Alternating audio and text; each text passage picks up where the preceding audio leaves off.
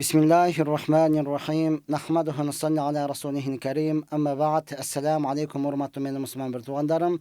Birinciden bütkül alamdy jokçadan jaratkan, oşal zattan buyruğu bilen taňatypda kun batkan, çynlygy jaratuvçy Allah Taalaga çeksiz maktalar bolsun.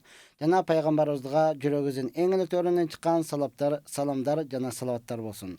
Maktaw jana salawattan keyin Allah Taala har birimizin kılgan ibadatymyzdy tolyg menen kabul kılıp, pendeçilik kılıp, bilip bilbey kılgan günlerden bardygyny tüp tamyry menen keçirgen bolsun. Çındığında Allah Taala merimdilödün merimdüsü, Allah Taala ıraýymdylödün ıraýymdüsü, Allah Taala keçirimdilödün keçirimdüsü. Allah Taala mana uşunday ulu zat, Allah'tan uluktuğu çeksiz. Uşunday ulu bolgan Allah siz menen bizdi jokçadan jaratdy, kıçıragan güç berdi, akıl es berdi, öňe tüs berdi, mana uşunçalyk sululuk berdi. Jana eki dünýede bagtyly bolsun dep din berdi. Hormatly tugandar, biz İslam jana biz berüsünde Nasihat radiosundabız hormatly tugandar, Tüzefildebiz. Sizler menen albatta men Şarapa Bakhtiyarjan Akimoviç. Egerde sizlerdi kızıktırgan soragyňyzlar bar bolýan bolsa, anda bizge SMS arkaly kaltırsanız albatta biz jogap berүүge daýarbız. Jaňa koşulganlardan degile uguçulardan kulagyna kulak sırga talak boýunça sorony berbegeniňiz jakşy. Antkeni al tatal masele telefondan çeçilbeyt, ataýyn muftiýatga barasız. Oşol uçurda töşek maselesi toğrasında soro berbegeniňiz jakşy. Owa suraşyňyz kerek, hormatlygan ýörenişiňiz kerek. Birok any jalpy elge aýtyp emes, balkim jekeçe. Siz jalgyz olturasyz hormatlygan kede oşonday surady bergende uyatly bolsa keçires dep baştaýsyz jalgyz olturup. Al emi bizde kançalagan ugarmandarыбыз, kızları menen, kelinderi menen, degile uyatly adamlar menen çogup oturup ugatышat. Andyktan aladyn kızykçylygyndaky eske alyp turup, uşul eki soraga jogap berbeýiz dep çeçkenbiz. Toğra kabul alasızlar. Owa men sözümdi köýtmesden hormatlygan algaçky soralarga jogap berip başlaýyn. Antkeni bizde soralarыбыз köp, jetişpey kalışybız mümkün. Degile jetişpey kalabız. Salamatsızbı? Orozoga çeyin uğlubuzdu üylesek bolo. Bolýar hormatly tugan, orozanın içinde de üyleseniz bolýar, orozadan keyin dagı üylenseniz bolýar. Bul üýlenүүge hormatlygan hiç bir gün, hiç bir ay toskol bolboýt. Ramazan aýy bolsun, başga ay bolsun, hiç kanday toskol bolboýt. Üyleseniz bolýar. Tüşünde daratkananın tüş görse eş nesi olboyt. Singdim kiyösü menen 10 yıldan beri bir töşökte uhtawayt. Singdim bir yılda bir kelet üyüne talak tüşöbü deydi. Joga hormatlygan talak tüşbeyt.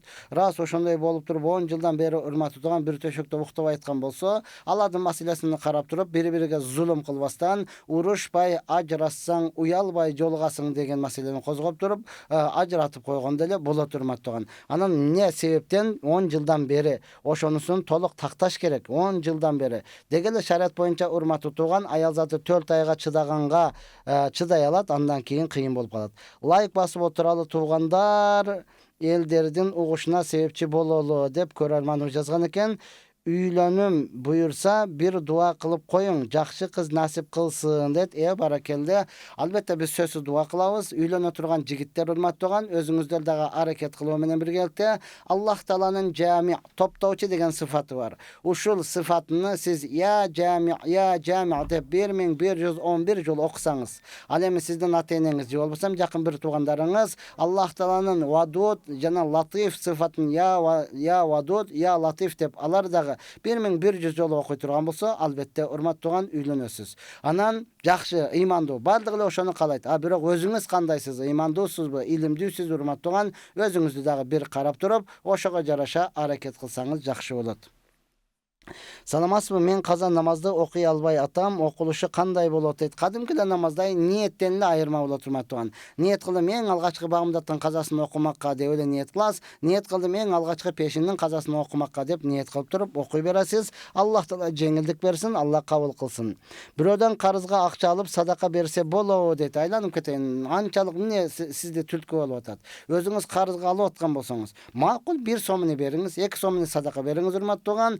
Özüňiz oşol algan karızga alganыңызды paydalуу jaka işletүү menen birgelikde erterek karızdan kutuluunun hareketini kılыңыз. Ankeni Paýgambar sallallahu aleyhi ve sellem dagı karız algan tuura, birok any erterek төлöönüge şaşkan. Biz har birimiz oşoga şaşılışыбыз kerek. Ankeni bul pende menen pendenin ortasındaky akysy bolat. Siz al pende keçirmeyinçe Allah Taala hiç kaçan keçirbeyt.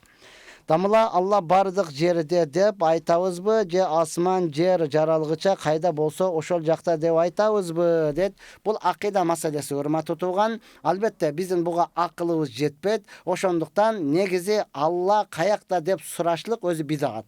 Алла каякта деп сурашлык өзү бул күнөөкөр болот, урматтуу тууган. Ошондуктан биз Аллах хасоната кама ялику бишанихи илимдилер өзү түшүнөт, урматтуу тууган. Биз Аллах Таалага макан сабит кылбайбыз. Орун сабит кылбайбыз. Орунду бекемдебейбиз. Анткени Аллах Таала ушунчалык кудуреттүү зат, ушунчалык чоң зат, жаратуучу зат, урматтуу тууган. Анын чоңдугунун чеги жок. Ал эми калган нерселер жаратылган, ал жаратылган нерселердин кичинелигинин чеги жок. Мына ошондуктан, урматтуу тууган, бул суроону козгошлук өзү жакшы эмес. Ассаламу алейкум, сизге лайык сурайсыз. Эмне дейт? Сизди лайык сурайсыз да. Ассаламу алейкум, сизди лайык сурайсыз да. Түшүнүктүү жазсаңыз, урматтуу тууган, биз лайык сураган жокпуз, сурабайбыз дагы, урматтуу тууган. Сизге көз карандык дагы эмеспиз, сизге муктаж дагы эмеспиз. Баспай эле коюңуз, урматтуу тууган. Сизди билебиз, каяка басышыңызды, макулбу? Сиз көрбөй койсоңуз деле боло берет. Анткени биз азыр, урматтуу тууган, TikTok'та эмеспиз, ошол жактан суроолорду алып туруп, биз насихат радиосундабыз, макулбу? Ассаламу алейкум, кандайсыз устаз? Орозонун кайсы күнү башталат? Орозо кайсы күнү башталат дейт? Кудай буйурса, айдын чыгыш киришине карап, дагы жакындаганда сөзсүз муфтияттан дагы эскертүү берилет. Өзүбүз дагы мүмкүн болушунча бардык тармактан айтуунун аракетин кылабыз. Азырынча болжолдуу түрдө ушул марттын 10-11-ине болуп калышы мүмкүн. Айдын чыгыш киришине сөзсүз каралат, кабары берилет. Балам зара кылып коет, не кылышым керек дейт. Урматтуу туугандар, ар бир сөздү жазганда дагы бизге кагазга оролуп, бул эфирге чыгып атат, урматтуу тууган.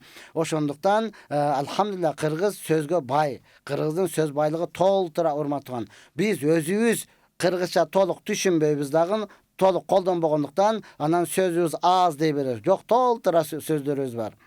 Колдонушту биле турган болсок, балаңыз зара кылып кояткан болсо, Кур'ан-ы Каримде Худ сүрөсүндө Кул я арзуб лаи мааки деген аят бар. Мына ушул аятты 21 жолу окуп дем сала турган болсоңуз, ар бирде окуп сүф деп дем сала турган болсоңуз, Кудай буйурса, түшүндө зара кылбай калат. Түшүндө зара кылып коюшлук бул көп түшүркөйт деген сөз.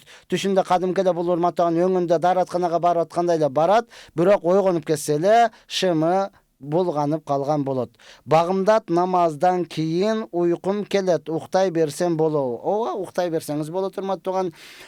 Намазды эле окуган болсоңуз, албетте уктай берсеңиз күнөөкөр болбойсуз. Эми баягы намаз окуп алгандан кийин күн чыкканча отуруп зикир кылгандар, булар ушунча таква, машалла, ажылык умранын, кабыл болгон ажылык умранын соогуну алгандар. Эфир токтоп калды дамылда дейт. Жооп укпай калдык. Эфир токтоп калды. Азыр болот кайра, иштебей атат. Саламатсызбы? Кайненем жолукчандарды жаман көрөт, аябай ыйлатат. Араб кул деп акылы кеп сөз көп кем сөз көп айтат. Не дейт? Акылы кем сөз көп айтат. Саламатсызбы? Кайненем жолукчандарды жаман көрөт, аябай ыйлатат. Араб кул деп акылы кем сөз көп айтат дейт. Ага теңелиштин кереги жок. Акылы анык кем боло турган болсо, урматтуу тууган, не десе ошол десин. Түшүнбөйт да, ал түшүнсө ошентип араб кул демек беле, урматтуу тууган. Деген сайын кайрадан жолукчандар сүйүнүп, кубанып, машалла, мен Аллахтын өкүмүн аткардым де, мына ушундай сөздөрдү угуп атамын дейсиз. Ал эмес, пайгамбарыбызды канча, урматтуу тууган, акылы кемдер пайгамбарыбызга канча жаман сөздөрдү айтышты. Пайгамбарыбызга дагы жиндисиң деди, ырчысың деди, жетимсиң деди. Не ел укпаган сөздү пайгамбарыбыз укту да. Эми урматтаган жолукчандар, кичине сакалчандар, кичине сабыр кылып кое турган болсок, ооба, шылдыңдай турган күн дагы келет. Аз калды, урматтуу, аз калды. Шылдыңдай турган күн дагы келет, урматтуу. Мен намаз окуп жүрөм, бирок жолук салынбайм, узун көйнөк кийбейм, ошол болобу дейт. Бул деген сөз боло берет, урматтуу тууган. Көйнөгүңүздү эле кыскасын деле чечип салсаңыз боло берет. Кимге болбойт? Мен чыныгы ыймандуумун, Аллахтын өкүмүнө аткарам дегендерге болбойт. Демек сиз намаз окуйм, анан жолук салынбаймын, узун кийбейм дегениңиз, бул намазыңыздын кабыл болбой жаткандыгынын белгиси. Анткени менин сөзүм эмес, Аллах Таала Кур'ан-ы Каримде айтат: İnna salata tenha anil fahşai vel munkar. Albatta namaz okugan adam bekem turguzgan bolsa, oşol namaz tıyılıngan nerselerden jana kaytarılıngan nerselerden tosot degen urmattogan. Sizdin joluğunuz jok жүрүшүңүz şariatта tıyılıngan. Kıska kiyinip alıp жүрүшүңүz şariatта tıyılıngan. Namazыңыз oşondan tosalbay jatat. Demek sizdin namazыңız kabul bolboyla, jönököyle tookdan çokugандай эле çokup жатасыз деген söz. Oşondan урматтуу менин bir туганым, намазыңызды бекемдеңиз. Намазыңыз kabul боло турган болсо, өзүңүз бизге айттырбай эле жолук салынып, эч кимден сурабай эле узун кийинип каласыз. Аллах таала ошону сизге насип кылган болсун. Men kaza namaz okup жүрөм, бирок жолу kaza namazбы? Men namaz okup жүрөm. Азыр айтып өттүк. Саламатсызбы? Кайненем азыр айтып өттүк, урматтуу туган. Ассаламу алейкум ва алейкум ассалам рахматуллахи ва баракатух. Катып калды го дейт. Ага мен жооп бере албаймын, урматтуу туган. Эмне себептен катып калып атат? Кандай себептен сиздерге жооп угулбай калып атат? Аны мен деле түшүнбөймүн. Мүмкүн болушунча билген нерсемди аракет кылып айтып атамын. Ооба, мага деле көптөгөн ыңгайсыз болуп атат, урматтуу туган. Анан кантебиз билбеймин. Албетте режиссер деп коебузбу, кыскасы кызматтагылар карап атышат. Мүмкүн болушунча, колдон келишинче сиздер сурооңуздарды бере бересиздер, биз жооп бере беребиз, урматтуу туган. Эгер жообун укпай калган болсоңуз, кийинчерээк биздин YouTube каналыбыздан дагы записи чыгат, урматтуу туган. Мына ошол жактан угуп алсаңыздар болот.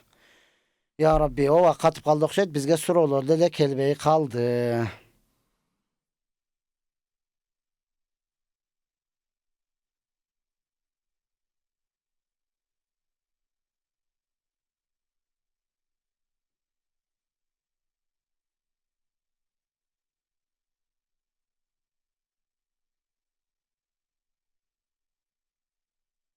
Wa aleykum assalam rahmatullahi ve barakatuh. Сурооңуздарды бере бересиздер. Албетте биз жооп берүүгө даярбыз. Бизде чынын деле технический болуп атабы, кандай болуп атат, кыскасы мен деле түшүнбөй жатам. Анан буга мен акылым деле жетпейт экен, ачык айтканда, урматтуу туган. Мен намаз окуп атам, бирок жолук узун көйнөк кийбейм. Туура эмес. Туура эмес, урматтуу туган. Жолук салынып узун көйнөк кийиштик Аллахтын өкүмү. Угулбай калды жообуңуз, кечиресиз дейт. Кийин запистен угуп аласыз. Ассаламу алейкум, лотерея боюнча айтып кетиңиз. Лотерея арам. Лотерея ойнотуп аткандан арам. Кайсыл адал болот, урматтуу туган? Сиз бензин куюп атасыз. Бензин куйганда алар не кылат?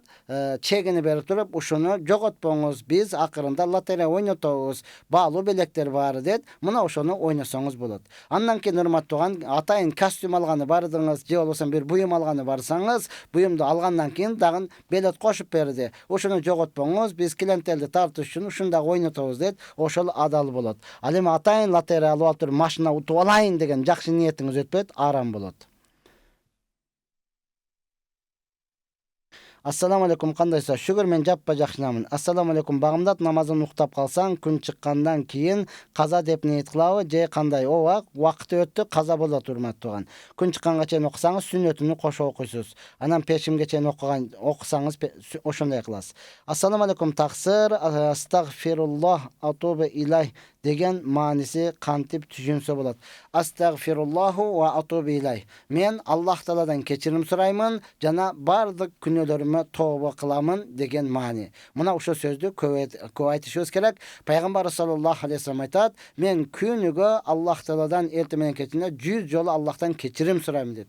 Пайгамбарыбыз кечирим сурап атат, урматтуу туган. Ал бизде күнөө эмес, пайгамбарлар, жалпы эле пайгамбарлар маасум, күнөөдөн сакталынган. Бирок ошондой болсо дагы бизге үлгү, бизге сабак болуш үчүн алар күнүгө мына ошондой Аллахтан кечирим сурап турушкан. Биз дагы дал мына ошентип астагфируллах ва атубу илайх деп кечирим сурап турушубуз керек. Ва алейкум ассалам, дордой экиге салам айтыңыз. Ассаламу алейкум дамулла, мурабаха жөнүндө айтып коюңчу дейт. Мурабаха, музараба деген сөздөр албетте шариатта бар, урматтуу туган, бирок бүгүн буга элибиз өзү даяр эмес. Jönekeli adal kelbasa degende ele, urmattoğan adal muzika degende ele hazır aytıp çıkıp atat, birok natijasyny kelseň hiç kim buga çıdabayt. Oşondan çynynda ele murabaha kılam deseňiz, bul boýunça muftiyatga atayın barasız, je bolbosa özünçe sabak alasız, anan düşünösüz. Bul jerde 15 minutdan je 1 saatyň içinde any biz düşündürüp toluk jetkire albaýbız. Namazda ekinci rekette okup bütüp, attahiyat okup, üçüncü reketke turganda Allahu Ekber dep aytış gerek beydi. O da 3. reketke oşal takbiri de aytıp turasız. Wa aleykümselam. Assalamu aleykum ustaz. İhlas surasını 2. jol okuganda darat menen okuş gerek bi det. Yok jattagan bolsoňuz daratı jok okusaňız dele bolaveret. Namazda ayaldarga, saatka, o vakitka karabay okuy berse bolabo je azandan kiyin okuş gerek bi det. Yok azan bul jamaatga adamdardy erkeklerdi çakırış üçin. Al emi ayal zatı üyde ola turgan bolsa namazdın vakityny karaysız, vakit ile kirgen bolsa boldu, sizge farz boldu, okuy beresiz. Azandy kütbesden. Antkən azan käbir jerde ne kılınat? Öz wagtynda aytylgany menen köpçülük jerde biraz keçiget. Kızdın ırazıçılığı jok, ala kaçıp yaşasa nike ötöbü det. Ala kaçıp yaşasanız urmatı doğan künökör bolosuz. Sottolup ketesiz. Ala kaçpayla urmatı doğan jakşyny ele söyleseniz sizin tübelükte yaşaoňuz. Bul mal emes, bul urdap kaçıp barıp yaşayıp turgan nerse emes. Alhamdulillah bir kezderde oşonday bolgan. Hazır emes zakonga 6 ýyl salınıp turup, ne kılındı urmatı doğan ayal zatyndagy hukugy korululup darajalarda dagы bir tepkiçige köterildi desek dagы jaňylışpaýbys. Ustaz kandaysız? Men namaz okuyum, birok namazlar sürelerde kiçine sozup manisini özgörtüp koyam dep korkom det. Jattagan süreleriňizde bir ustazga barıňızdagan bütündeý ötkörüp alyňız. Tura jerini aytat, katasyny oňdop bere turmatdygan oşon menen okuy beresiz. Sizden Allah razı bolsun. Egerde daraty kümen bolsa je unutup kalsaň ne kılıç gerek? Kümen bola turgan bolsa urmatan negizi anyk daratyňyz barby? Anda kümen aga hiç kanday toskol bola albayt. Yok, daratınız bar eken unutup kalgan bolsoňuz, anda barıp darat alasız. Alini degen ısım toluk aytbaş gerek be. Ali dep ele koysoňuz jakşy bolat. Assalamu aleykum. Akçany investisiya kılıp kireşesin alsa bolabo. Eger adal nersege kılgan bolsoňuz, sözsüz kireşesini alasız urmatdygan. Oşa kireşe alys üçin al investisiya kılınat. Eger aram nersege bola turgan bolsa, jok bolboýt. Ya Rabbi, zinadan kiyin idda kütüş gerek bi de jok urmatdygan. Zinadan kiyin idda kütülünbey turma tutugan. Albatta bul zinadan kiyin negizde boyunda bar bola turgan bolsa anda törege geçen turmuşga çykpaýt.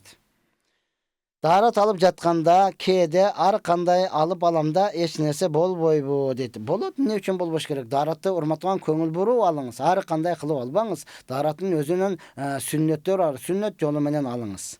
Assalamu aleykum damla, kelечekte jakşy turmuş kurup ketkenge kanday dualar bar? Kelечekte jakşy turmuş kurup ketkenge kanday dualar bar? Tol tura dualar bar. Iyi gaylar jana kabul bolgan dualar degen kitap bar urmatdygan, oşonu alyp okuňuz. Bolbosa masnun dualar.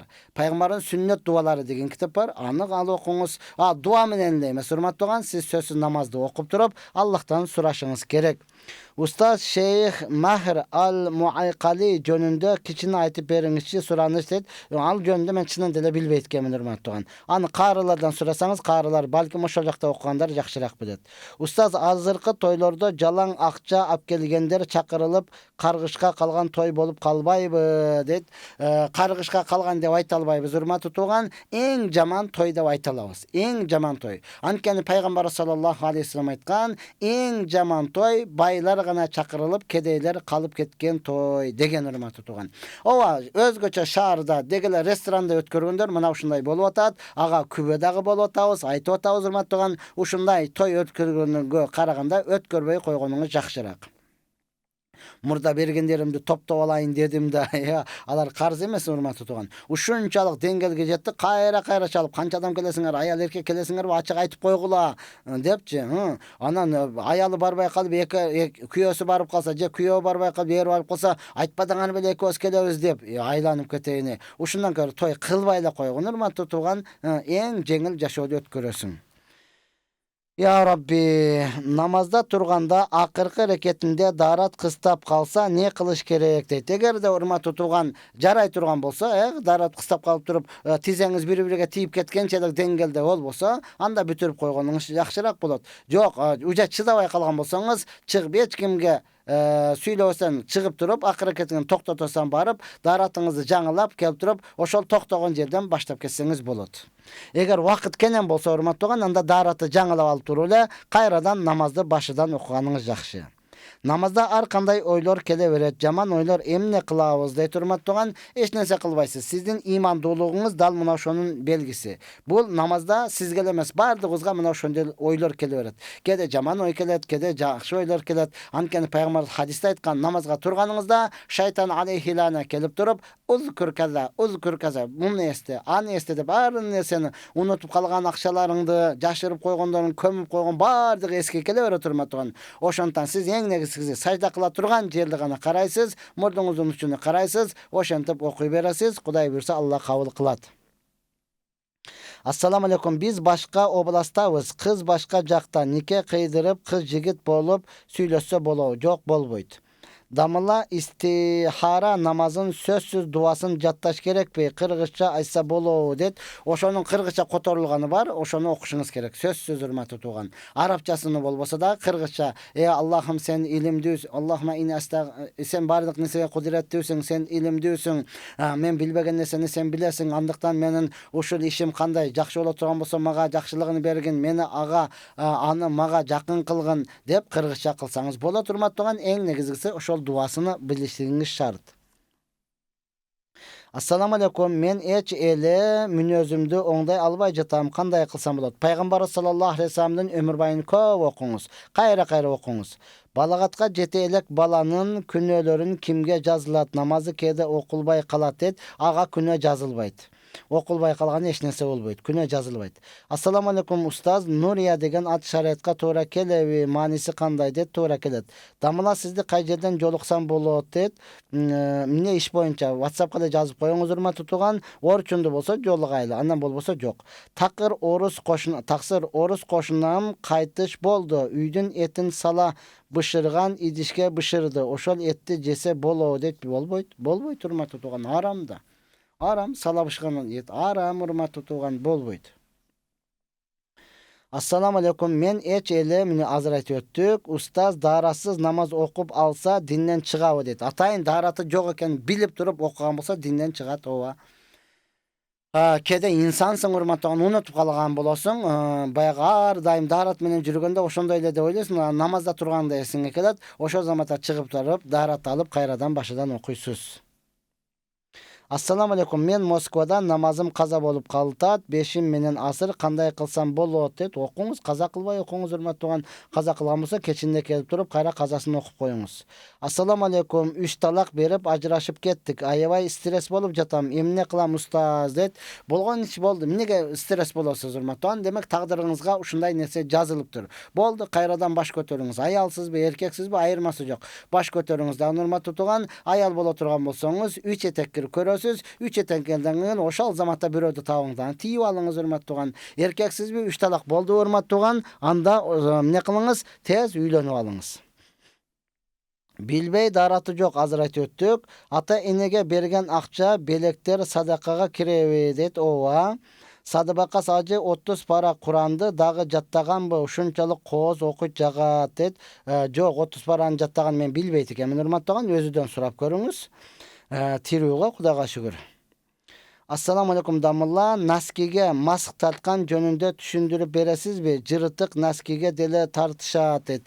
Ооба урматтуу туган, ошон үчүн биз аларга намаз уюбайбыз. Биз аларга намазда имамчылык който турган болсо уюбайбыз. Эмне үчүн урматтуу туган? Анткени биздин мазхаб боюнча урматтуу туган, наскиге маск тарткан даратка жүрбөйт.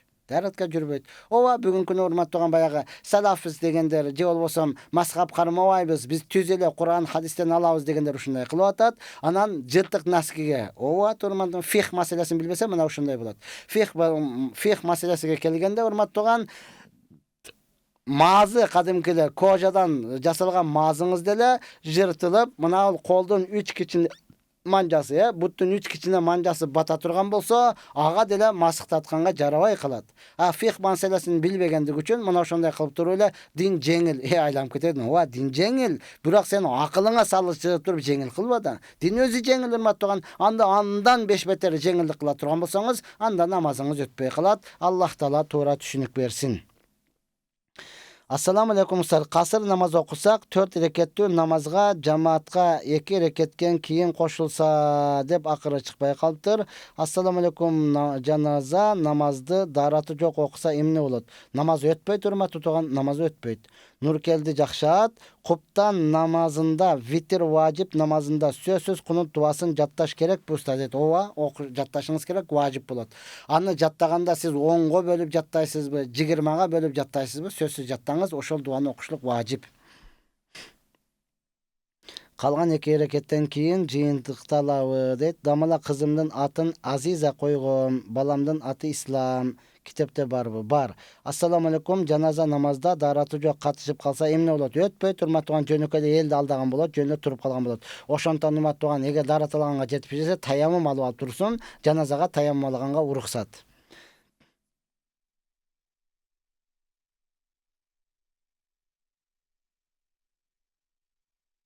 İmamga uyganlık için kasır okusanız imamga uyganlık için 4 reket tolukta okuysunuz. Assalamu alaikum ustaz. 3 talak masabalda aytılsa ötöt.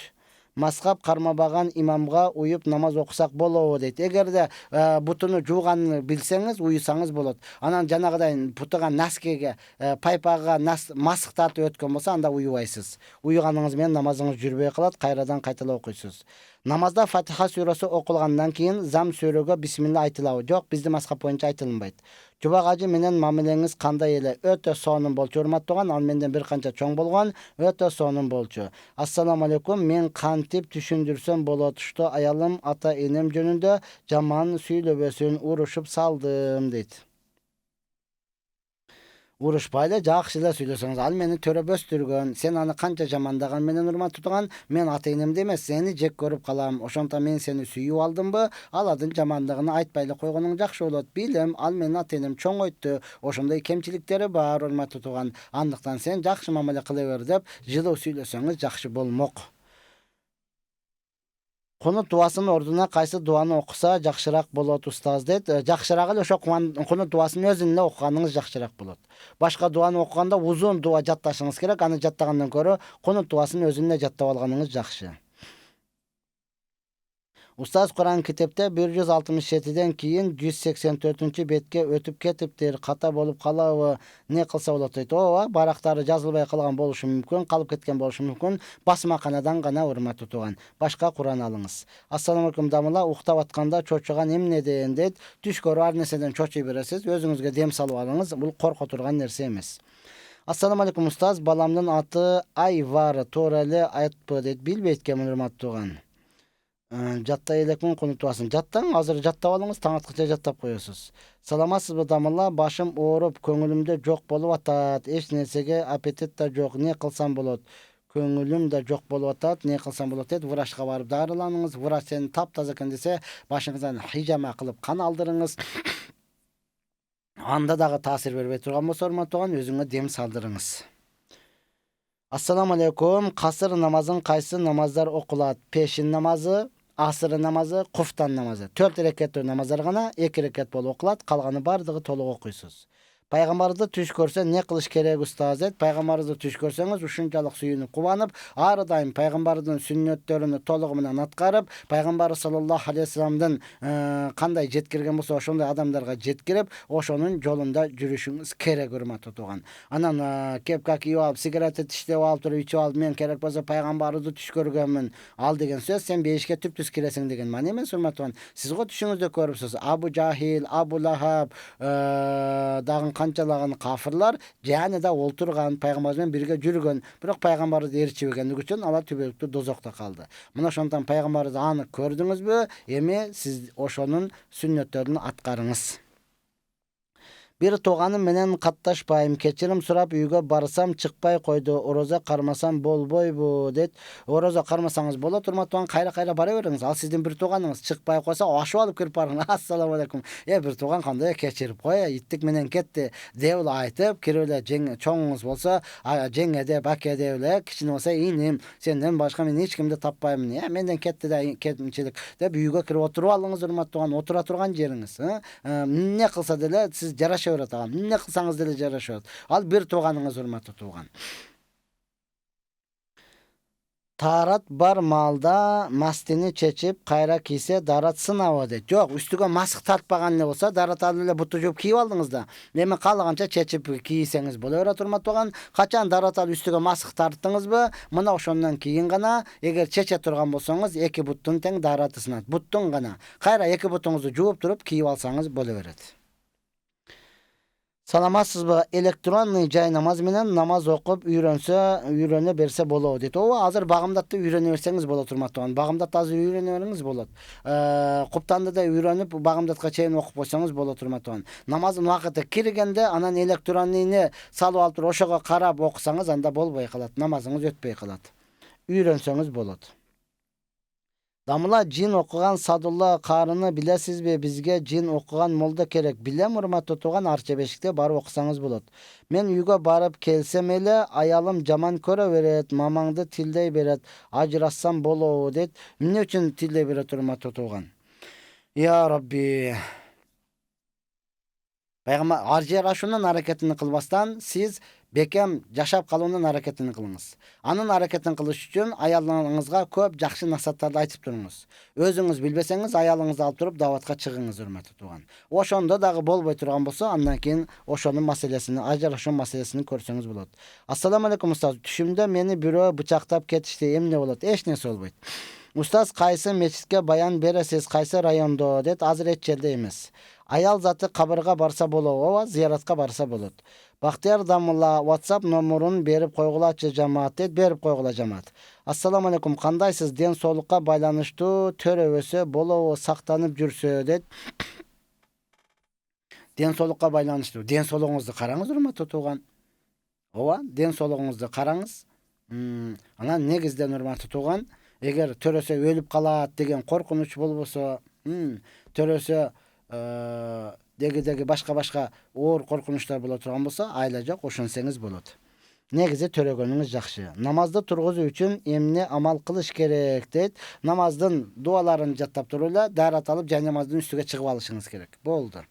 Ustaz siz menen WhatsApp'tan kantip baylansam bolot deyt. WhatsApp'a da жазып koysaňyz baylanışıp kalasız. Emne üçün elektronny jay namaz menen koşa okusa bolboybu deyt. Bolboyt, namazıňyz buzulup kalat da. Namazıňyz buzulup kalat urmatly tugan. Siz al öýrengenge gana. Sizge uşunçalyk öýreniş kıyın bolup kalганdan, azı telefonuňuzdan çykpay kalıp, düýnege berilip ketkenizden uşunçalyk deňgelde bizge baya çaýna boğazybızga sala turgan ne kılıp koydu da. Oşonu öýreniňiz da, anan özüňiz okup öýreniňiz. Darata istinja kılgandan keyin sözsüz juuş kerekpi ustaz? Oşol jakty det. Juusaňyz jakşy bolat. Jukbasaňyz oşol 3, 5, 7 kılıp köňüňiz toýgança taptaza kılıp açyp koysaňyz bolat. Albatta juup koygan jakşyrak. Allah Taala Kur'an-ı Kerimde maktagan Quba meçitindegilerdi. Fihi ricalun yuhibbuna ay yatatahharun. Oşol meçitde erkekler var degen Allah Taala. Erkekler var. Allah aytyp atat. Erkekler var. Alar tazalykty jakşı köret degen. Paýgambarybызга aytyp atat Allah Taala. Paýgambarybız tanıngan jok. Men erkek emasmynbi degen jok. Paýgambarybız özü kızıgıp barıp surady. Allah Taala seni erkeklerdi maktap atat. Selerdi tazalykty jakşı köret atat. Ne kılasyňar degende alar etkan. Biz uşunday arçyp kesek taş menen açygandan keyin su menen juup koýabыз degen. Juup koysaňyz jakşyrak bola turmat tugan, tazalyk bolat. Albatta şart bolsa, gün suwukda emes. Hazır maşallah muzdak suw menen emes. Takawlyk dese bir rötüle takawaly bilen suwuk ötkür bolbaňyz urmat tugan. Albatta jyly suw menen şart bolgan üçünde juup koysaňyz jakşy bolat. Assalamu alaikum. Nedet aldırganmın. Assalamu alaikum. Babarısı tavar sıktı kemme. Aldırganmın azır ketetir menen jüröm tayamı menen okusam bolowo namazda det. Bolot. Assalamu alaikum mukpay kaldım. Masıga masık tartkanda daratı bolup turup jesse buzulabı det. Butuňuzdun daratı buzulat. Багымдат намаздан кийин уйкум келе берет, уктасаңыз болот. Намазды кайсынысынан баштасак болот? Багымдаттыбы же кайсыл? Айырмасы жок урматтуу. Азыр турасызбы? Баштай элексизби? Куптандан баштаңыз азыр. Куптан демек сизге фарз азыр. Куптандан баштаңыз. Машалла. Анан таң атканда багымдатка туруңуз, ошону менен башталып кетет. Ассаламу алейкум устаз, 17 жыл болду, наристе көрө элекпиз, сабыр кылып жүрөбүз, бизге дуа кылыңыз дейт. Сөзсүз дуа кылабыз, урматтуу тууган, албетте караңызчы, бул биз үчүн чоң сабак болуш керек. Аллах Таала кимге кааласа уул берет, кимге кааласа кыз берет. Эгер бербей койсо колуңдан эмне келет дегени мына ушундай. Караңыз, ата-эне турат, бирок бала жок. Аллах Таала ушунчалык кадыр зат, Аллах Таала кадыр зат, урматтуу тууган. Адам атабызды ата-энеси жок эле жаратып койду, Адам атабызды ата-энеси жок эле жаратып койду. Алла кадыр зат. Ал эми обойнебизди Адам атабыздан эле жаратып койду. Иса алейхисаламды Мариям энебизден эле жаратып койду. Сиз менен бизди ата-энеден жаратты. Мына караңыз, ата-эне турат, урматтуу тууган, үйлөнгөн, турмушка чыккан 17 жыл болду, бирок дагы эле балалуу боло элек. Аллахтын кудурети, урматтуу тууган. Ошондон биз дагы дуа кылабыз. Аллах Таала сиздердин ортоңуздарга сүйүү, махаббат берүү менен биргеликте ортоңуздарга акыл эстүү, өңүн түстүү, дин менен кыла турган, Аллахтын ыраазысына жете турган, Куранды толугу менен жаттаган алим, кари, салих уул кыздарды берсин. Сиз дагы Робби ла тазарни фардан, Роббим мени жалгыз калтырбагын, мага уул бергин деп сиз дагы жолдошуңуз дагы экөөңүз эртең машалла намаз окуп, дуа кылып сураңыздар. Алла берүүчү зат, Алла берүүчү зат. Kızlar ata eneni kүйөнү сыйлай албасаңа чыкпагыла деп айтыңыз. Kızlar ата энени күйөнү сыйлай албасаңар чыкпагыла деп айтыңыз агай дейт. Жок, урматтуу тууган, сиз үйрөтүңүз. Алар деңгели ошончолук деңгелде. Анан алар турмушка чыкпаса не болот? Андан бешбетер болбойбу, урматтуу тууган? Ошондон ар бир ата эне дегеле эркек адам балдарына үйлөссүн, аял адам кыздарына үйрөссүн, ар бир ата эне үйрөссүн. Машалла, ошону жеткирүү үчүн биз ушул жерге келип атабыз. Анан ар бирге өчөшүп эле ата эне сыйлай албайсыңбы, чыкпай эле кой. Катынды бага албайсыңбы, үйлөнбөй эле кой. Аны кылбай кой, муну кылбай кой. Жок, урматтуу, биз жолдорун үйрөтөйлү, аракет кылайлы, урматтуу. Эркек деген бул манчалык деңгээлде адам болот деп ошого биз динге чакырайлы баардыгына. Дават мына ошол үчүн, урматтуу тууган. Баардыгы үйлөнсүн, билбесе не кылат анан ал? Ал жашоо ошондой эле деп ойлойт да, мен эмне үчүн бирөөнүн атасын багышым керек?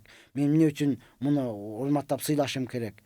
Деген адамдарыбыз бар, урматтуу тууган. Эмне үчүн? Сага сооп болуш үчүн. Эмне үчүн? Сен эртең карыганда сага дагы бирөө дал ушундай кызмат кылыш үчүн. Эмне үчүн? Аллах Тааланын буйругу болгондугу үчүн. Эмне үчүн, урматтуу тууган? Бейишке кирип, дегеле ынтымак, махаббат, тынчтык, биримдикте адам болуп жашаш үчүн. Я Rabbi, устаз, калыңды канча бериш керек өзү дейт. 10 дирхам. Аллах Таала Куранда айтылганы 10 дирхам. Эң азы мына ошол. Анан канча көп болсо, ол оозуга батканын айта берет. Кадимкидей соодалашкандай соодалаша бересиз. Пайгамбарыбыз айткан, калыңы аз аял берекелүү болот деген. Канча аз болсо ошондой. Биздикилер азыр көптүгү менен мактанып калды. Бизге 500 берди, iPhone кошо берди, тигини берди, бүгүн берди. Берген менен ал жашап кете алабы? Жашоосу кандай болот, урматтуу? Ошондон биз күнүмдүктү ойлобостон, келечекте түбөлүккө бактылуу, ынтымак, берекелүү жашап кетишини ойлошубуз керек. Ассаламу алейкум устаз. Түшүмдө бирөө кара дуа кылып атыптыр. Мен калим айтып кутулуп кеттим. Өтө жакшы кылыпсыз. Кыямат түшүмдө көрсөң эмне болот? Эч нерсе болбойт. Ассаламу алейкум, күйөөм ичкиликке берилип кетти. Дуа кылып коюңчу, ичкилигин таштаса экен дейт. Амин. Ооба. Эң арам нерсе, урматтуу тууган.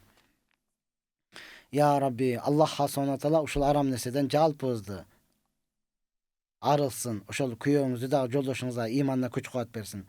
Досторго айтып туруп, аны даватка чыгарып бериштин аракетин кылыңыз. Ассаламу алейкум устаз, толуктап айтып бериңизчи, креветка арамбы же адалбы? Биз сушиде иштейбиз. Арам, биздин мазхаб боюнча арам. Апам ломбардта акча алабыз дейт. Мен апама каршы чыгайынбы? Апам болгон үчүн каршы чыга албайм дейт. Каршы чыгыңыз, урматтуу тууган. Апаңыз арамга кетип атса, анан апам болгон үчүн мен чыкпадым дейсизби? Ал арам нерсе, урматтуу тууган. Арам. Албасын, өзүңүз андан көрө ошол досторуңуздан канча акча керек, ошону карызга алып келип берип туруңуз. Ошол эң жакшысы ошол. Assalamu alaikum ustaz. To'liqta azır aytib o'tdik. İstihara okudum men. Tushimda 3 adamdı körgüm. Betleri kara bolçu. Oşonu kanday düşünsem bolot det. Boldu işinizi to'xtatunuz. Assalamu alaikum. It satsa bolot. Assalamu alaikum. Ayallarga etek kere kelgende azırkı produktalardı iştetse bolboy bu. Pratkalar iştese bolor turmatoğan insaniyatın paydasına çağırılgan albatta kebirlerinde bayağı YouTube'dan çıkıp alatpayba bunu iştesen bunda ziyandılığı var. Oşol karap durup tazasını iştese boluveredi. Namazda sürelerde tartib menен okuş kerek eken go. Kayсы süreden keyin kayсы süre okulat aytыңызчы дейт. Ооба урматтуу тууган, 10 sürenin koyunca 10 sürenin biliyoruz da Fil suresi. Anı okuyandan keyin anan Kurayş'tı. Birinci Fil suresini okuyacağız, anan Kurayş'tı. Kurayş'ta okuyan bolsanız Maun suresini okuyacağız. Maun'da okuyan bolsanız Kavsar'da okuyacağız. Kavsar'da okuyan bolsanız Kafirun'da okuyacağız. Kafirun'da okuyan bolsanız Nasr suresini okuyacağız. İza Ca'a Nasrullah. Nasr'da okuyan bolsanız Lahab suresini. Lahab'da okuyan bolsanız İhlas'tı. İhlas'ta okuyan bolsanız Falak'tı. Falak'ta okuyan bolsanız Nas'tı. Buna şol jokorttan ıldı düşüyorsunuz. Assalamu alaikum. Menin kelinçegimdi kaynacem alıp ketip kaldı. Jaşabaysın sebebi men kaynacem menen akırını yok bolup kettir. Ustaz men bir jolu meçitte darasız namaz okup aldım. Çıkıp ketkenge cemaattan uyalıp okup aldım. Ne kılam dedi. Tövbe kılasız durma tutugan cemaattan uyalıp Allah'tan uyalmadınız be. Bizde uşundaydı birok. Ova siz emem ne kılasız tövbe kılasız keçirim sırasız oşol namazды kaytalap okup alasız. Amin ya Rabbal alamin. Kredit algan күнөө ооба kredit algan aram bolot, күнөө болот. Түшүнүңүз бузулуп жатса урматтуу тууган, өзүңүзгө дем салып жасыңыз.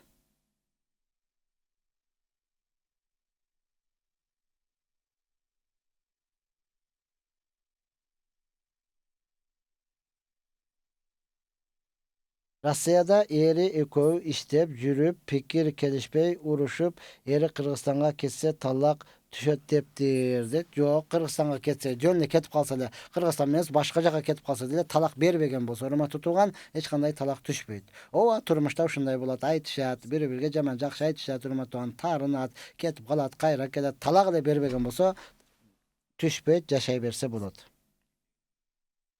Assalamu alaikum, kandaysiz bayke, kantip байлансак болот дейт. Дамыла bizde toyda kalın жарымы берилбей калган. Ошону кээде келинчегим бербейсиңби деп сурайт дейт. Берип коюңуз урматтуу. Башында келишкен болсо, тойда жарымы берип, жарым берилбей калды. Берип коюңуз, ошонун акысы. Берип коюң.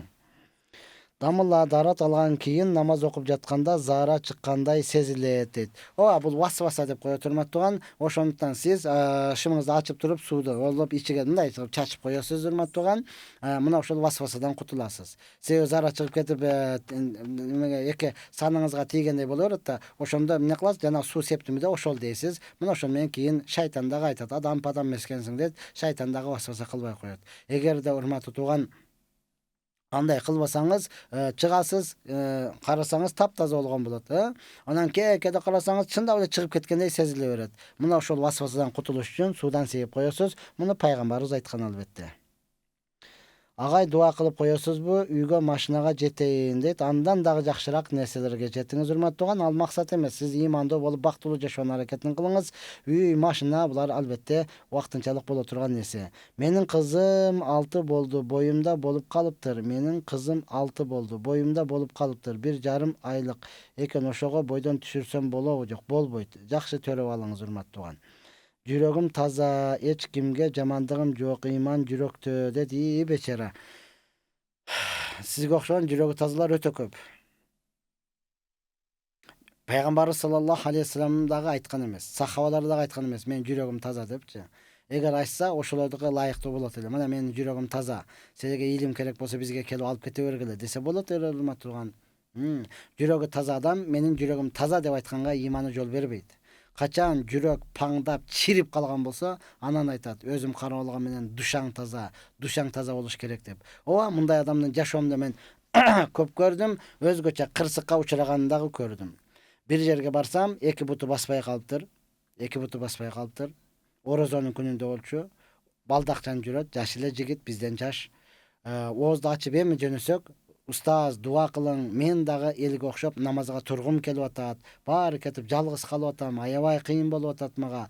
Dua beriңiz dedi. Makul dep dua bereyин desem, janındагы şerigi koltuktap turup эле meni alıp ketip kaldı. Anana şaşırışpыз keyin деп элечи. Koy otur anaga dua berip koyun. Oşonча şaşırış bolsa dagы, desem jok anan özüm түшүндүрөм ustaz dedi, alıp ketti.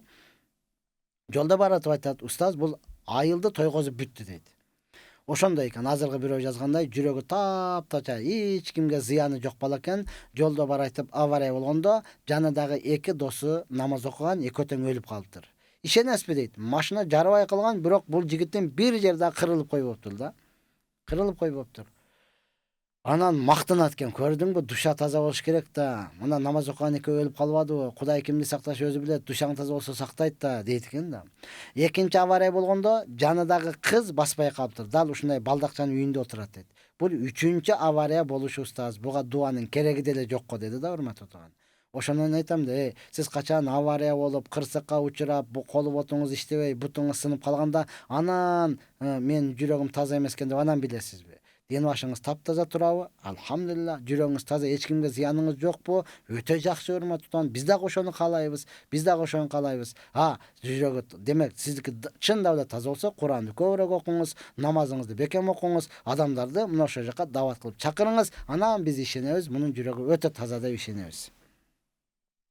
Кайнежем менен урушуп кеттим эле дейт. Кайнежеңиз менен урушуп кеткен болсоңуз, аялыңыздын да акылы жок экен. Демек, аялыңыз менен дагы көп урушкансыз, урматтуу тууган. Демек, кайнежеңизди сыйлабасаңыз, аялыңызды дагы сыйлабайт экенсиз. Ошон үчүн алып кетип калды. Эгер сиз аялыңызды сыйлап, аялыңызды урматтап, өзүнүн деңгээлине койгонуңузда, кайнежеңиз менен урушсаңыз, аялыңыз ачык эле айтмак: "Менин турмушума кийлигишпе, эже, бар, өзүң жогол. Сенин турмушуң өзүнчө. Мен эч жакка кетпеймин, менин жашоом мына ушул жерде" деп калмак, урматтуу тууган. Демек, бардыгын бизде тойгозгонсуз, анан кетип калды. Эми өзүңүздөн гана көрүңүз деп айтуудан башка эч нерсе дей албаймын. Дагы башка бирөөлөрдөн кеңеш сурап көрүңүз. Ассаламу алейкум дамылла. Чачы узундар неге мамлекетке баши бет чач койгон пайгамбарыбыздын барбы дейт. Алар ошондой илими тайыз болгондуктан, урматтуу тууган, илим деңгээли өтө төмөн болгондуктан, алар биз Аллага гана баш ийебиз деп ойлошот да. Жок, Аллах да Куран-ы Каримде айткан: "Силер Аллага, анын элчисине ва улил амри минкум, өзүңөрдүн башчыңарга баш ийгиле" деди, урматтуу тууган. Алар ошол илимди билбегендиктен не дейт, урматтуу тууган? Баш ийишпейт. Биз Аллага гана баш ийебиз дейт. Илиминин жоктугунан, илиминин тайыздыгынан. Ошондон ар бирөөбүз кайсыл тармакта болсо дагы илим алыш керек, окуш керек. Илими бар адамга түшүндүрүү өтө жеңил. Түшүндүрүү өтө жеңил, урматтуу тууган. Деги эле алымдардын канчасы айтты да: "Мен илимдүү менен талашып жеңип алдым, бирок илимсиз менен талашып жеңилип калдым" деген алымдар болгон. Алар менен талашсаңыз баары жеңилип каласыз. Себеби алар укпайт, өзүнүкүнө гана айтып жүрө берет, урматтуу тууган. Башыңыз ооругандыктан баары жок эле, кутулуш үчүн гана айтасыз. Болду, сеники туура деп гана айтасыз. Ошондуктан балдарыбызды туура окутушубуз керек.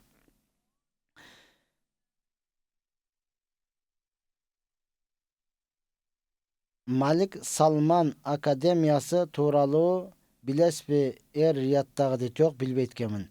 Ассаламу алейкум таксыр. Күрөө суроо жатай албай намаз окусам жүрөгүм сыгыла берет. Эмне кылсам болот? Көп окуңуз, кайра окуңуз. Анан өзүңүзгө дем салдырып алыңыз. Устаз, шамга жетишпей калдым. Жолдон куптан убакыт болуп калды. Кантип окусам болот дейт. Эми казакылы окуйсуз, үйгө барганда казакылы окуп коесуз. Дамыла, ошондо калыңды мал менен берсе болобу, жарымы калган болчу дейт. Ооба, ыраазы эле болсо болду. Мал менен бересизби, жандык менен бересизби, акча менен бересизби, деги эле товар менен бересизби, продукта менен бересизби? Мал менен берсеңиз болот, ооба, болот. Я Rabbi. Assalamu alaikum, kandaysa şükür, men jappa jakşınamın. Ustaz, insanlar arqıl, men çınında naçar, siz adamlardan emesmin dedim. Siz adamlardan emesmin. Ustaz, insanlar arqıl, men çınında naçar, siz adamlardan emesmin. Düşünbödüm. Ustaz, dinden çıksa kayra kalima keltiriş kerekpi, je tövbe kılsa bolobу dedi. Albatta kelime keltiriş gerek. Eşhedü en la ilahe illallah ve eşhedü enne Muhammed abduhu rasuluh. Küvelik bilen bir Allah'dan başka sıyınığa tatıktı zat yok. Küvelik bilen Muhammed Allah'tan elçisi jana kulu dep küvelik bilen birgelikte albatta andan keyin tövbe kılınat. Zikrim kolumda, oğzumda. Assalamu aleykum. Mürüzөгө barganda ötüp ketken adamga Kur'an'da turup okuş kerekmi? Yok, oturup okuysuz. Assalamu aleykum, dua kılıp koyunuz. Kүйөөм reanimasiyага kirgen dedi. Ya Rabbi, Allah tala şifa versin. Allah jеңилдик versin.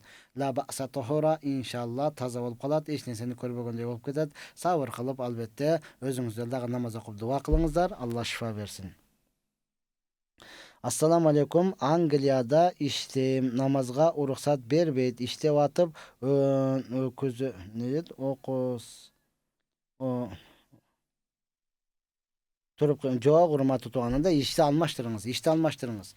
Turup basıp жүрүп окуй албайсыз, урмат tutuğan. Turup basıp жүрүп окуй албайсыз.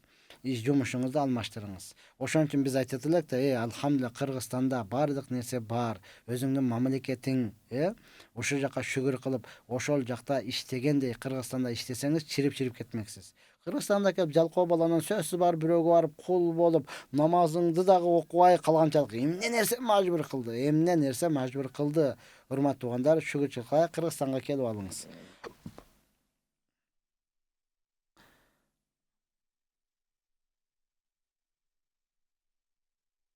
Ал Касимия дегеле Мадинадагы университеттерде илим алсам кандай болот дейт. Урмат тууган, ал жакка баргандын баардыгы эле чубагажы болуп келе бербейт. Ошондуктан мен айтат элем, азыр алхамдулилlah Кыргызстанда устаздарыбыз жетиштүү. Ошол жакта Мекке Мадинада кандай сабак берген болсо, Кыргызстанда дал ошондой сабак бергенге жетишет урмат тууган. Кыргызстанда эле окуңуз болду. Каяка эле болсо окушуң керек. Ал жакка барсаң эле башыңызды ачып туруп компьютерде же болбосо китепти тыгып туруп болду, кете бер Кыргызстанга дебейт. Ошондуктан Кыргызстанда эле окусаңыз өзүбүздүн үрп адат, өзүбүздүн кадасат, өзүбүздүн маданияты бардыгын толук түшүнөсүз. Ал жакка баргандан кийин ал жакта жүргөндө сөзсүз келесиз да. Өткөндө бирөө айтты эле, биз окубасак дагы зато 15 жыл жүрүп келдик го депчи. Мына ошондой болосуз да. Окубасаңыз да кудду ошол менен жүрүп келгендей эле болосуз. Мына ошондон Кыргызстанда эле окуганга кеңеш берет элем. Устаз, бир тууган иним 30 параны жаттап илим окусун бүткөн дейт. Өтө сонун, эми амал кылсын. 30 параны жаттаган болсо, машалла, өтө сонун. Эртең Рамазанга даярданып, ал Рамазанда бир мечитке, бир намазканага барып туруп, Куранды баштан аяк тарабы окусын, хатым кылсын. Алла жеңилдик берсин. Ya Rabbi, assalamu aleykum ustaz. Mancalardı kılsıdatı emne bolot deyt. Karahiyat makruh bolot. Assalamu aleykum. Zamzam suyunu kantip uyutat. Kadimkide suudun üstüge koyup koygan bolsanız uyuganı mına ошол.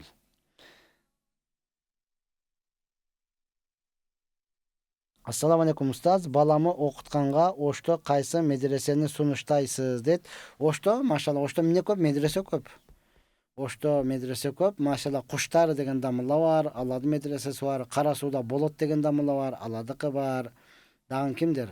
Кара сууга барсаңыз болот, Оштун өзүндө Куштар деген дамыла бар го. Фуркаттагы медресе бар, ал жерге барсаңыз болот, урматтуу тууган.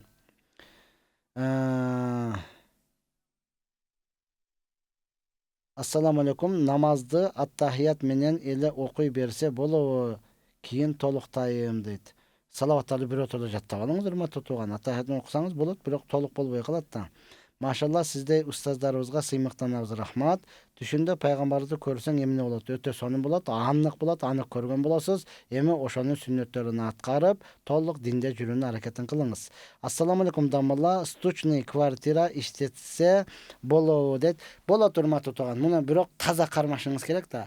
Таза кармаш үчүн мен бир жерге бардым дагы, албетте мастуратым менен болчу, аял менен барып туруп, машалла, стучный эмес, кадимкидей эле баягы эмне гостиница экен, барып аялы менен кирейин десем, закискаңыздар барбы дейт, закисиңиздар барбы дейт. Мени карап туруп, көпчүлүк адам мисалы сурабайт да, уялат, болду, келиң, о, мана сизге дей берет го. Алар ошол гостиницанын тазалыгын сактап, алар ошол жерден тартибини сактап, менен ЗАГСка сурап атат. ЗАГСыңыз барбы депчи. Ооба, бар деп көргөсөк, болду, кире бериңиз деп, не кылды? Паспортторубузду да алды. Анан ЗАГС чынында эле урматтаган өзү жок эле, баягы телефондо бар эле, ошону карап туруп, атыбызды салыштырып туруп, болду, кире бериңиздер дейт.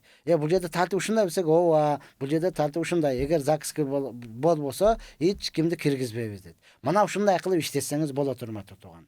Таза болот. Kelgen adamlar dagы бардыгы толугу менен ишене турмат туган. Анан ошону эле сурасаңыз, бара кыйшаңдагандар өзү эле акырын бизге болбойт экен бул жер деп кетип кала турмат туган. Анан мүнсек адам келбей калат да, эмне үчүн келбей калат? Келет. Сиз сөзсүз эле урматтуу тууган, келсе деле баягы такы болсун, сүт берсин болбойт да бул жерде. Арам болсо деле ушул бош болбой эле адамдар клиенттер келип турса болду. Жок, урматтуу тууган, анда сиз ошолордун күнөөсүгө шериктеш болуп каласыз.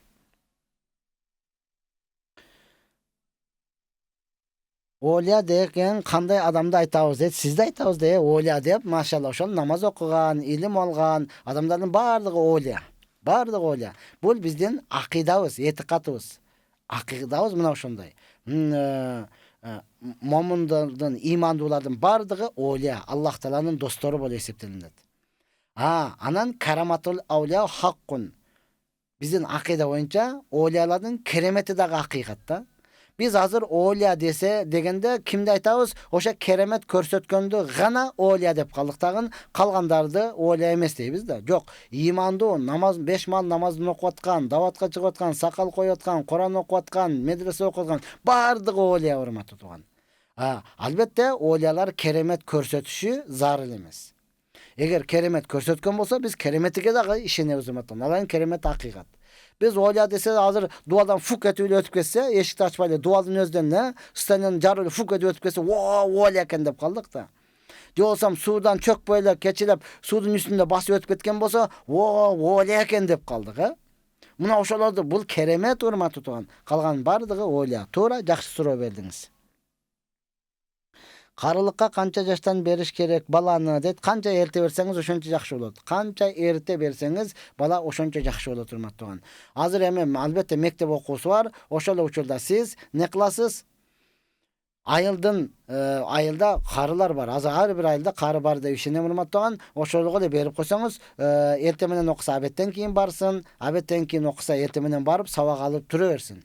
Анан азыр официальный эми урматтаган 9 бүткөндөн кийин же болсом 11 бүткөндөн кийин карылык калып атат, ошондой бересиз. Ассаламу алейкум дамылла.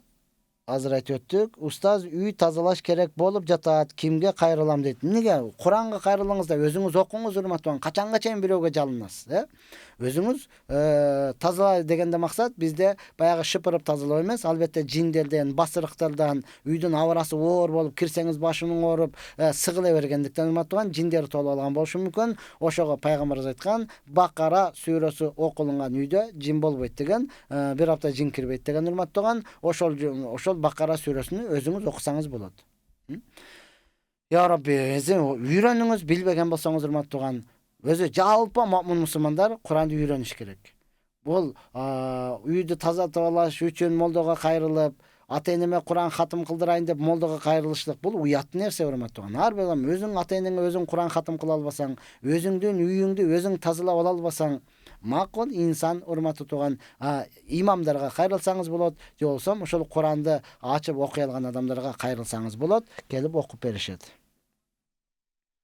Кулагымдан суу агып жатат. Суук тийип ар бир намазга даарат алышым керекпи дейт. Ооба, агып токтобой айткан болсо урматтуу, даарат аласыз дагы ошол менен окуй бересиз. Куран дагы окуй бересиз, Пешинге алдыңыз урматтуу, ошол асырга чейин аккан болсо, ал дааратыңыз сынды болуп эсептелинбейт. Бирок асырда кайрадан башка даарат аласыз. Үзүр болот. Ассаламу алейкум, кандайсыз? Бизге дуа кылып бериң, бактылуу болуп жашайык дейт. Амин. Сөзсүз дуа кылабыз акырында. 3 талак берип салгандан кийин күйөөң менен жашаган күнөө эмеспи? Жооп берип коюңузчу. Күнөө болот. 3 талак берип салган болсо урматтуу, кайрадан жашашыңыз бул ойноштук болуп калат. Ага дагы карабай жашай берсеңиз, боюңузда болуп калса, зынадан төрөлгөн болуп эсептелесиз. Мына ошондуктан сиздер урматтуу чындап эле жашагыңыздар келип аткан болсо, муфтиятка келесиздер. Муфтият кандай чечим чыгарган болсо, ошого ыраазы болосуз. 3 талак болуптур, жашабайсың десе, биз ага канаттанган жокпуз. Сенин акың эмес урматтуу тууган. Сага сөзсүз эле канаттанып kılışın üçün boldu jaşay bergiler günüňe biz kötereriz deş kerekpi? Jok, alar hakikat aytyp beriş gerek. Muna oşondukdan urmatly tugandar, talak degen masaladan bardygyzda Allah Taala özü alys kılsın. Har bir üy bileni baktılı jaşyrty Allah Taala nasip kılsın. Allah Subhanahu Taala har biriňizlerden urmatly tugan imaňyňyzlarga güç-kuwat berip, jalpy üy bileler har birimiz Allah'tan hökmüni atqarıp, bardygyz bu dünýäde dagı ahiretde dagı baktılı boluşdy. Allah Taala jeňil kılsın. Ve ahir da'wana enilhamdülillahi rabbil alamin. Assalamu aleykum ve rahmetullahi ve berekatuh.